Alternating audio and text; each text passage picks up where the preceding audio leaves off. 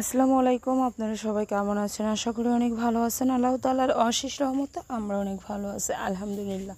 তো প্রতিদিনের মতো আবার নতুন একটা ব্লগ শুরু করলাম। আর আজকের ব্লগটা আপনাদের সন্ধ্যার নাস্তা থেকে শুরু করা। এখানে আমাদের যে কটা পুরি আছে সে কটা পুরিতে মানে আমাদের ঘরে সবারই হবে। আমি আছি, বাবা আছে, মা আছে, তারপরে আমার ছেলে মেয়ে, আপনাদের ভাইয়া, সবারই হবে। তো যাই হোক, সন্ধ্যাবেলা একটু নাস্তা খেলাম। অনেক দিন পরে মনে হলো যে বাইরের খাবার খাওয়া হলো। তো এখানে আমার যে ফুল গাছগুলো দেখাচ্ছিলাম সেটা কিন্তু এখন মানে অনেকটা করে ফুল ফোটে, একটা টবে অনেকটি ফুল থাকে, তো দেখতে খুবই সুন্দর লাগতেছিল। তো যাই হোক, অনেকেই বলছেন যে কালকের আমার ভিডিওটা দেখে যে আমার শ্বশুর-শাশুড়িকে নিয়ে আমি একসাথে খেতে পারলে তো মানে ভালো হয়। আসলে দেখেন, আমার ইচ্ছাতে কোনো কিছু হবে না, কারণ এখানে শ্বশুর-শাশুড়ির উপরে হলো ডিপেন্ড করে যে শ্বশুর-শাশুড়ি কী করবে, তাদের ইচ্ছার উপরে ডিপেন্ড করে।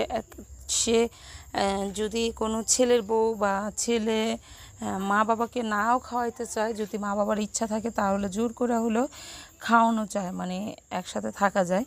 তো যেখানে মানে বাবা মার ইচ্ছাতেই সব কিছু হবে। তো আলহামদুলিল্লাহ, আল্লাহ যেন আমার কে অতটুকু তৌফিক দেয় যে শ্বশুর-শাশুড়িকে দেখতে পারি বা শ্বশুর-শাশুড়ির পাশে থাকতে পারি। আমরা সব সময় চেষ্টা করি যাতে শ্বশুর-শাশুড়িকে মানে তাদের সাথে কথা বলার, তাদের সাথে তাদের কাছাকাছি থাকার, তাদেরকে নিয়ে ভালো থাকার সবসময় চেষ্টা করি। যদিও এখানে মানে ফ্যামিলি ম্যাটার করে, কারণ একটা ফ্যামিলিতে অনেকজন লোকজনই থাকে। কে কীভাবে চলবে, কে কীভাবে মানে থাকবে, সেটাও একটা ফ্যামিলির উপরে করে। কারণ আমার একার কথা তো আর সব কিছু হবে না, আর সবার সিদ্ধান্তগুলো তো আর আমি একা নিতে পারবো না যে কী করব না করব। তো যাই হোক, আর কথা বাড়াবো না, কারণ আমার শ্বশুর-শাশুড়িকে আল্লাহ মানে করুক, যাতে সম্মতি দেখ, যাতে আমার সাথে যেন হয়তো বা তাদের ভালো সময় হোক বা খারাপ সময় হোক, যখনই হোক আমার সাথে যেন একসাথে যেন আমি তাদের খেজমত করতে পারি, তাদের সেবা করতে পারি, সেটা আমি সবসময় চাই আর চাইবো। কারণ আমার জিদটা একটু অন্যরকম, অনেকটাই বেশি। আমি অনেক সময় মানুষকে অনেক কিছু বলতে পারি, কিন্তু কাজে কর্মে সেই জিনিসগুলো করতে পারি না। অনেক সময় অনেক জিনিস বলি বা করতে পারি না। আর আমি কখনো মানুষের মানে অসহায় একটা আছে না, ওইটার আমি নেই না, মানে যে অসহায় পড়ছে যে এই মানুষটাকেই করব। আমার সব সময় অসহায় মানুষকে আমার হেল্প করতে অনেকটাই ভালো লাগে, আর আমি করি। আমি কখনো এই জিনিসটা থেকে দূরে থাকি না। আমার ঘরে যদি 5টা টাকা থাকে, একজনে আয়সা যদি সেই 5টা টাকা চায়, আমি মনে করি যে আজকের জন্য আমার এটা মানে না হলেও চলবে, 5টা টাকা আমি সেটা মানুষকে দেওয়ার চেষ্টা করি। আমার ভালো লাগে, আমি দেই, যে আমার ধারে কারো কারো একজনের উপকার হোক, আমি কারো উপকার করি, সেটা আমি করি। তো এখানে তো আমার শ্বশুর শাশুড়ি যেহেতু ছেলের বউ আমি, তারপরে তার ছেলেকে তারা লালন পালন করছে, বড় করছে, এতখানি হয়েছে যে তার ছেলে, তাদেরই কিন্তু সব কিছুর অবদান। যেমন আমার আবু তালহাকে আমি কতটা যত্ন করি, কি করব না করব, ওর ভবিষ্যৎ নিয়ে আমার এখন যেমন চিন্তা ভাবনা, তো ওরকম চিন্তা ভাবনাই কিন্তু আমার শ্বশুর শাশুড়ি করছে। আমার শ্বশুর শাশুড়ি কিন্তু এটার থেকে অন্য কোনো ধরনের করে নাই।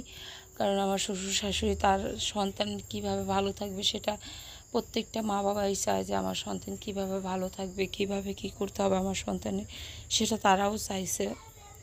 আর বিয়ের পর তাদের ফ্যামিলি, একটা ছেলে যখন বিয়ে করে তার সব কিছুই অন্যরকম হয়ে যায়, কারণ বাবা মার থেকে কেয়ার করতে হয় বেশি ঘরের বউকে। কারণ একটা ছেলে ইনকাম করে আর সেটার উপরে থেকে হলেও ধরেন বউ খায়, ছেলে সন্তান, বাবা মা সবাইকে নিয়েই থাকতে হয়।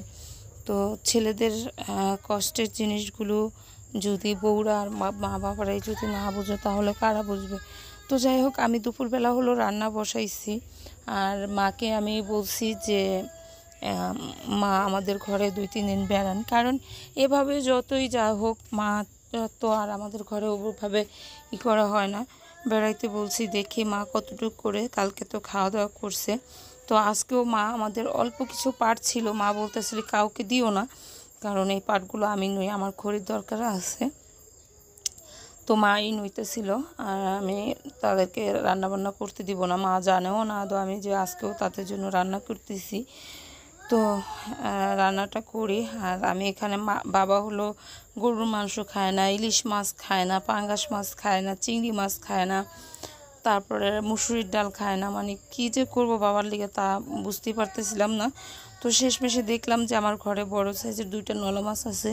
তো ভাবলাম যে এই মাছ দুটি রান্না করে দেই কাইটা। তো একটা মাছ বের করছি, সেই মাছটাকে হলো আমি কাটতেছিলাম।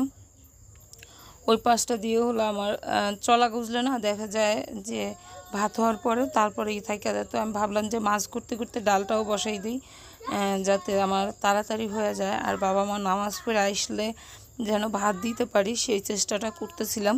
তো আলহামদুলিল্লাহ আমি যখন আপনাদের ভয়েস দিতেছিলাম তখন কিন্তু আমি পারছি যে বাবা মাকে টেবিলে ভাত দিয়ে তারপরে হলো মানহাকে গোসল করাইছি, আমি নিজে গোসল করছি, পারছি তখন তাদের খাবারটা দেওয়ার জন্য। নামাজ পড়ে আইসা আমার মা বলেন কি আর আমার শ্বশুর বলেন, নামাজ পড়ে আইসা তারপরে টেবিলে খাবার খাওয়ার জন্য বসবে, মানে নামাজ পড়ে কিছুটা সময় রেস্ট নেবে। রেস্ট নেওয়ার পরেই কিন্তু মানে নামাজ পড়তে পড়তে ভালো একটা ক্ষুধা লাগে এই সময়টা। আর সবার বেলায় এরকম হয়। আমি চেষ্টা করি সব সময় যে যেই খাক যে নামাজ পড়ে আইসা যেন ভাত পায়, এটা আমি চেষ্টা করি। তো যাই হোক, এখানে আমার মাছটাও কাটা শেষ হয়ে গেছে।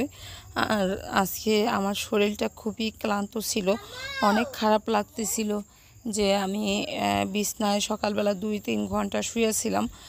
শোয়ার পর হলো আমি ওখান থেকে উঠা তারপরে হলো মানে রান্না বাতি সব কিছু করলাম। হ্যাঁ কি দেখো খাটের উপরে, তো রান্নাবাতি সব কিছু করলাম।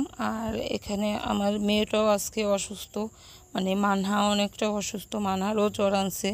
মানে সব মিলাই আজকে বাড়িতে মানে কেমন যেন একটা মানে মন মরা ভাব হয়ে গেছে। সকালে ঘুম থেকে ওঠার পর দেখলাম মোহাম্মদ অসুস্থ, মানে কালকে ছিল, তো আজকেও অনেক অসুস্থ। সকালে ঘুম থেকে উঠে কখন যেন ভাবি মোহাম্মদকে নিয়ে ডাক্তারের কাছে গেছে বলতেই পারি না। তো আমি ওই পাশে যাই, যখন দেখলাম নাই ঘরে, তখন সবাইকে জিজ্ঞেস করলাম, বললো যে কখন গেছে বলতে পারি না।